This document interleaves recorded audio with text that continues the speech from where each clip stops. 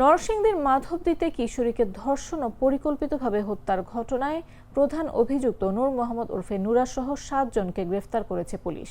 শুক্রবার রাত 10টার দিকে লিলি আল্ট্রাসফট সিরাম জেল, যা গভীর থেকে স্কিনে দেয় 3 গুণ সিরাম হাইড্রেশন। সিরাম জেল হাইড্রেশনে ব্রাইট থাকো সব সিজনে। গাজীপুর ও আলী হোসেনকে কিশোরগঞ্জ থেকে গ্রেফতার করা হয়। বিষয়টি নিশ্চিত করেন ঢাকা রেঞ্জের ডিআইজি রেজাউল করিম মল্লিক। উপযুক্ত বিচার হবে এই প্রত্যাশা আমি জানাচ্ছি। গণমাধ্যম কর্মী আপনারা যারা এখানে আছেন, আপনারা যেমনটা দেখেছেন, আমরা কিন্তু গত 2-3 দিন ঘুমাইনি। অবশেষে আলহামদুলিল্লাহ আমরা তাকে খুঁজে বের করতে সক্ষম হয়েছি এবং আদালতের মাধ্যমে সে যে জঘন্য অপকর্মে লিপ্ত হয়েছে তার উপযুক্ত বিচার ইনশাল্লাহ হবে। ধন্যবাদ। আসেন পরে এটা পরে